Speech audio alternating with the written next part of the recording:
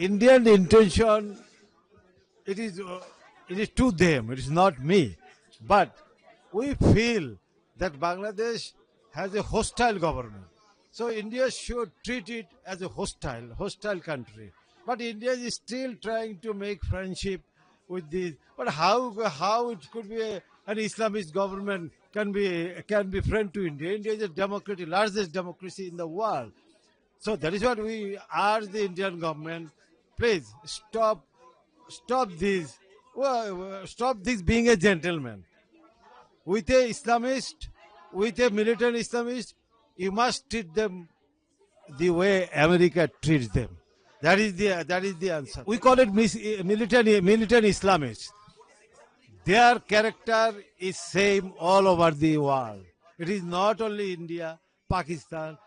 They are killing people in India, they are killing people in Bangladesh, they are killing people in the civilized world. It is their character. It is no difference. Indian militant Islamists, Bangladeshi militant Islamists, they are all same, believe me. Definitely India should treat Bangladesh the way it treats Pakistan, because Bangladesh is more dangerous than Pakistan now. Militant Islamists are breeding there like like anything. So it is the hotbed. Dhaka or Bangladesh is the hotbed of militant Islamists at this time. India should be careful of this situation. Here we demanded UN intervention to this problem. We actually requested for UN peacekeeping force in Bangladesh.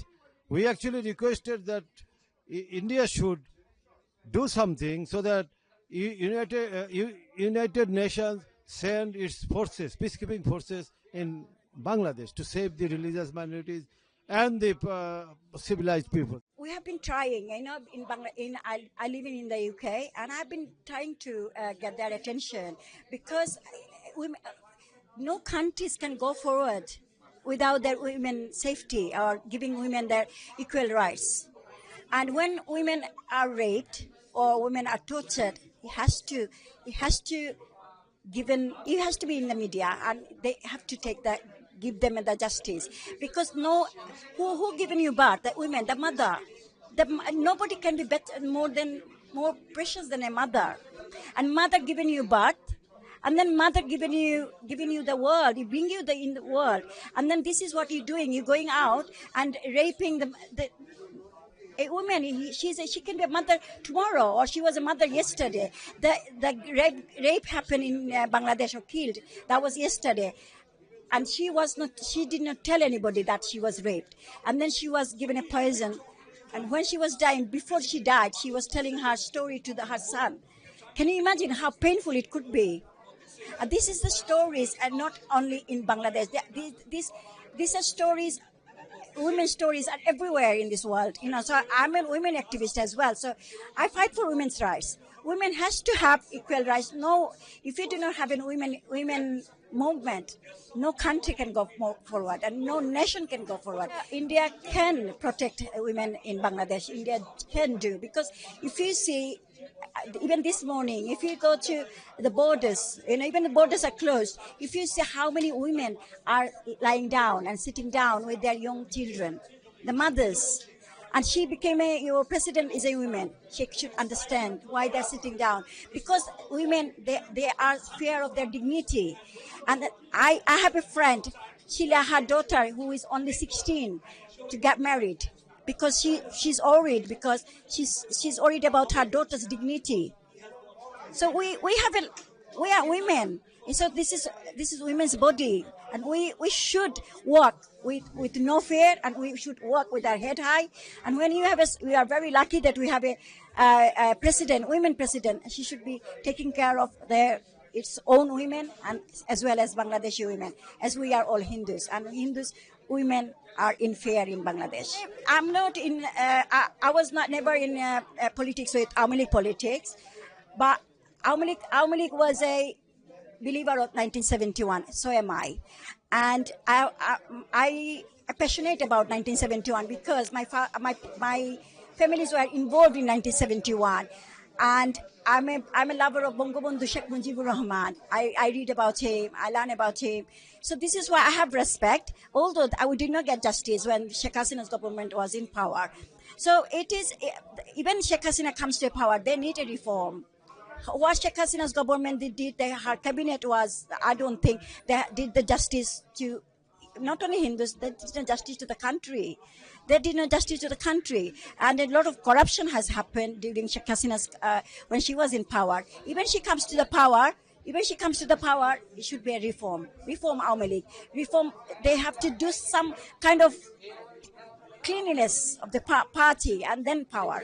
Not just worry about the cabinet they had it before. If they come to same cabinet in power in Bangladesh, then there is no hope. If they come to power, India should support. They have to have as a good people, no corruption, and some promises and protection of Hindus, of course. Actually, I think we have already answered this. We 17, we are campaigning for minority rights in Bangladesh. The illegal government, the existing illegal government knows about it. So if we go to Bangladesh, at the airport, we will be stopped. If you heard the story of Munni Shah or other journalists, some journalists could not get out, some journalists could not get in. So if we go in, and they know our name, so when we go in, we will be stopped at the airport, they will arrest us. So why we should take the risk? Better to go to UN Minority Forum, better to come here.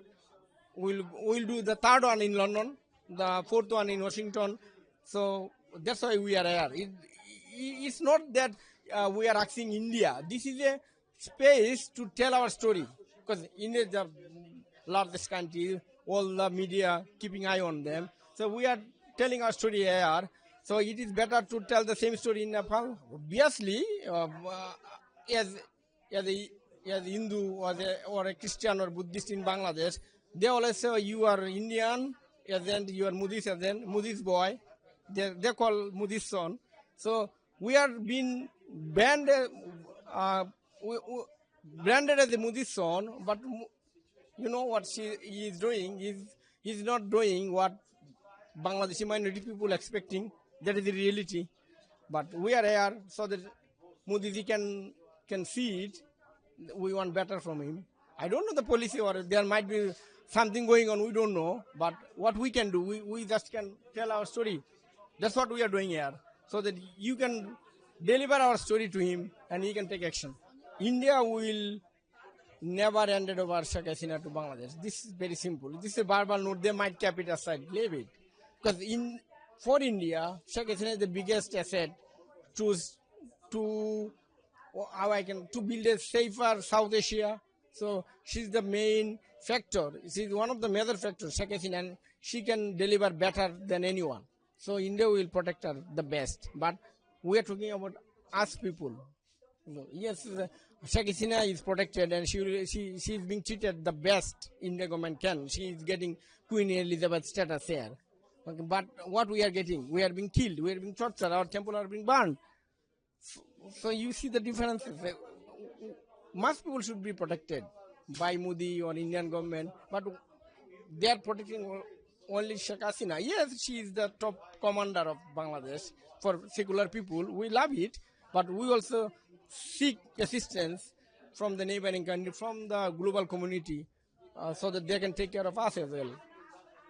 That's how I can answer you, I think. If UN take actions on peace mission, it will immediately affect his Nobel Prize. Then we can say, yes, you are running an illegal government, and an illegal government top cannot hold a Nobel Peace Prize. That's simultaneous things. If it happens, it will be taken out. But we are not telling it because that's not our job to tell Nobel Peace. But we can request to UN because we are a state member of UN.